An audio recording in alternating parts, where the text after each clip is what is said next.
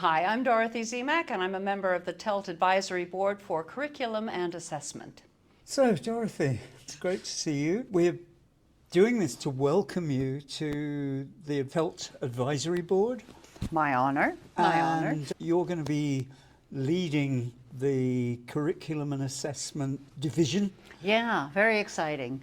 I think back to when I first started teaching, which was before I got an MA or any proper training, which I think happens to a number of us. And I would go from good activity to good activity, thinking that if I strung enough good activities together, I would have some sort of coherent program. And it doesn't, I think, take you that long to realize that your students will have a good time every day, but they won't actually make any progress.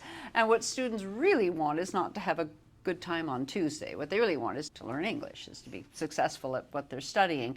And that takes some kind of curriculum overview. And that's why you would want to sit down and think, well, where am I going? Where am I starting?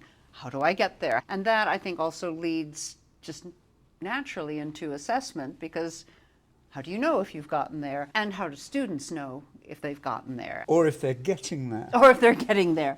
And I think ideally assessment would be reassuring to students as well as enlightening to teachers, so that you can see your own progress.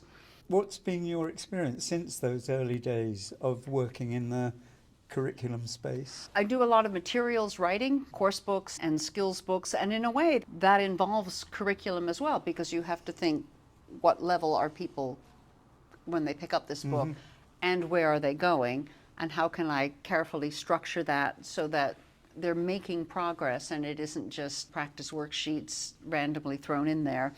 So have you worked on series of books? Yes, yes I have. I've worked on course books. I've been the series editor of a course book where, you know, we spent a week with the authors kind of locked in a room thinking, where do we start, where are we going, how do we divide it up? It's a fascinating process, but I love it. Seems to me very often that in many different contexts around the world that it's assessment that's really driving things. How do you... Yeah, I mean, you hear people here, we shouldn't teach to the test. But if you think of the test as a marker of a level, should you teach to a certain level?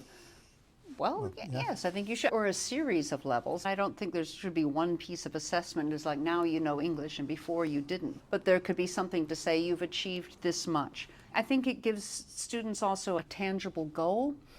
Those programs where there's no testing at all, people feel a little unmoored, that they don't know what they know, if you know what I mean. That makes me think about formative assessment as well, because that's typically somewhat less formal. Yeah, but you want some kind of feedback. You give a presentation, you'd like your teacher to say what went well and where you could improve. Here at IATEFL, people come out of sessions and I know they're listening and wondering, did my points land with the audience?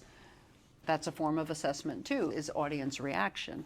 Apart from your experience with textbooks and being a series editor, have you had particularly memorable professional engagement with curriculum projects? Yeah, I think back, I was invited to Yemen for a series of visits through the U.S. State Department, and there was a former binational center, a rather large language school in Sana'a, that wanted me to come and answer one question: why can our students in 1 year not get a good TOEFL score?